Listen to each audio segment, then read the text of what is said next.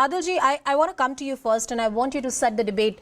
As I argued in my show, when I'm very clear in my head that when it comes to uniform civil code, it is less of the issue of minorities, but it is also the issue of equality. Article 14, which should be given to all men and women. Various personal laws are highly discriminatory in nature, and that is a task which is forbidden under Indian Constitution. I want your view. Adilji.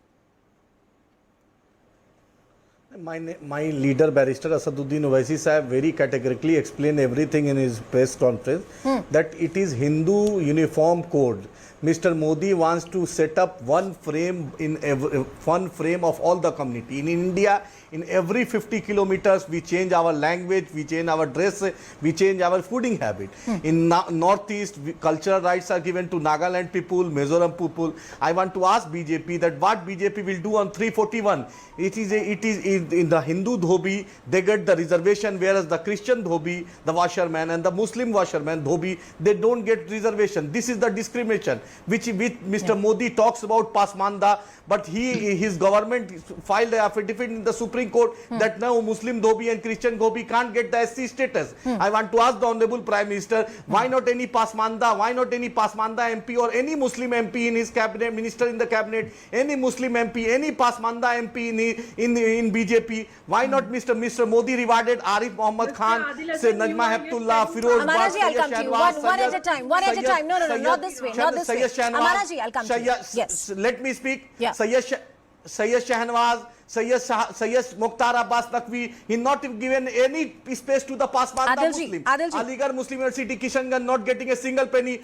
40% minority budget decrease. Madrasa modernization is stopped in Uttar Pradesh. One can go on a monologue. One can go on a monologue and talk about various issues on which you want to criticize the BJP. Rightly so. You are a political opponent. You should do that.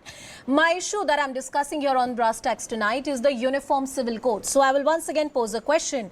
Do you think that under the Hindu Code Bill or the Hindu personal law that exists at this point in time, which also governs the Sikhs, Buddhists and Jain, is there any traditional school of law which is prevalent right now, or perhaps modern secular laws have taken the place?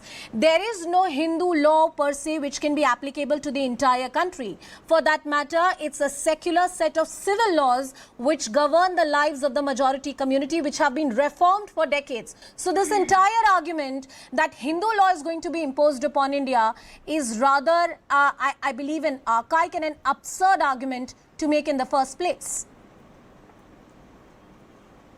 Ma'am, it is totally, you think there are 3,000 crore rupees, the Hindu undivided family are getting tax rebate. It is reality in this, it is reality. You go and implement what just now, Shiromani Akali Dal, what you heard from Punjab, they don't want a uniform civil code. It is Baba Sahib Ambedkar, Pandit Nehru, Sardar Patel, Maulana Azad, they were more wiser to the present politician, present Prime Minister or any of the cabinet minister. Why Mr. Ambedkar post this in directive principle? He did not put in that it will be imposed. It is up to the state to decide, and he told it is voluntary. And the state is deciding.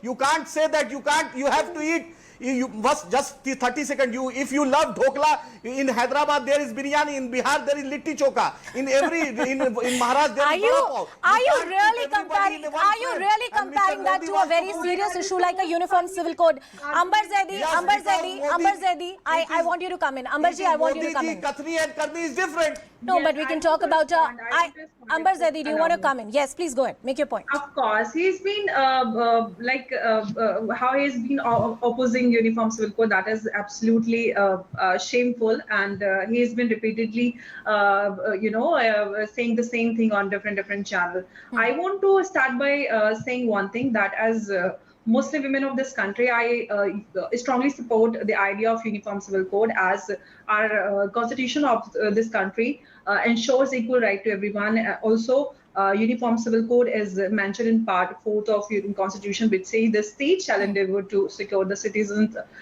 uniform civil code throughout the territory of India. And he was also talking about that Baba Sahib Ambedkar, Nehruji and everybody, they all supported the idea of uniform civil code, and they wanted the implementation of uniform civil code in the country. When largest democracy of the world, and as Modi ji repeatedly says that India is the mother of democracy, and in a democracy we don't have at once our constitutions ensures equal right, and on the other hand we have provision of personal laws, which is totally against the idea of equality and the right of Muslim women.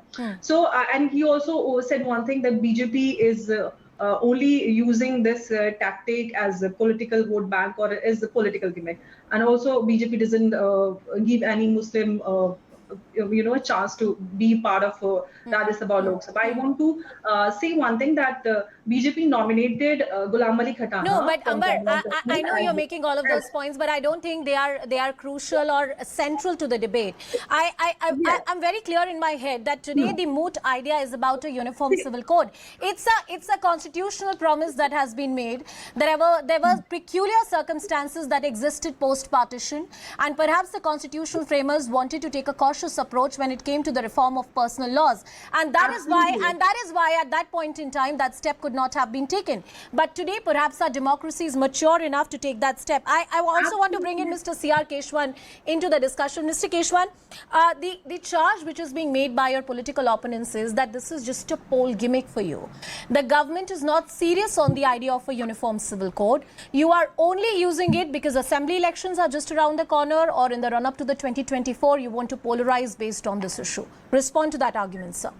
Good evening, Anusha ji, and to all my fellow panelists. Ever since the 22nd Law Commission had solicited views from recognized religious organizations and the public, you have seen a section of these doomsday prophets and these fearmongers, banding this bogey of uniform civil code, and also this cliched, trope saying that uniform civil code, when implemented, will basically attack the minority interest and it will threaten India's unity. Nothing is farther from the truth. The Honorable Prime Minister rightly said this is a certain section of people with vested interest who are trying to provoke and mislead the people. And the Prime Minister very correctly said, he said, this implementing the Uniform Civil Code will strengthen our national unity by ushering in equality. What the Honorable Prime Minister said reflects the spirit of the Constitution, which was bequeathed to us by our founding fathers and mothers. And it also clearly reflects what the Supreme Court has been making in its observation over time. First thing, let us be very clear. This false, fake, binary which they are saying, that it is majority versus minority interest, is bunker. It is, this is completely false. What the Uniform Civil Code is about is safeguarding women's rights. It's ending discrimination. It's ensuring the vulnerable are protected and also ensuring national integration. When a just Uniform Civil Code is implemented, you will ensure that gender justice prevails over the parochialism against women. Empowerment prevails over the entitlement, and you will usher in equality over appeasement, which exists now. And they talked about attacking the Constitution and the founding fathers. Anushaji, I just want to say one thing. This is not a political agenda of a political party of us, the BJP or the government. This was bequeathed to us by the founding fathers. When you attack and say this is against the Constitution, you're insulting Dr. Baba Sahib Ambedkar, Sardar Patel, Maulana Azad, Rajendra Prasad ji, everybody, because they ensured that Article 44 existed, and like you rightly pointed out, this was in the immediate aftermath of partition, and it was a very fractious milieu, and they were sensitive about the sentiments around, and they said at a later date it will be done. Now it's 73 years after a constitution has been given, it is the right time, and it will be done. And one more thing I want to say, they talked about the timing, saying that, whenever an election comes, let us look at the history and the Supreme Court's observations. If you say this, you're impugning the intent of the Supreme Court. In 1985, when the Shah Bano verdict was delivered by the Supreme Court, they said UCC is dead. In letter and spirit, it has to be implemented for national unity. Then in 2003, the John Vallamatam case, where it was about the succession rights, they very clearly said the Supreme Court said it's a matter of regret that UCC has not been implemented. In fact, there are petitions at the Supreme Court of India which have challenged certain facets of the personal law, and a response has been sought by the centre as to when the centre is going to take steps to make Uniform Civil Code a reality. One second.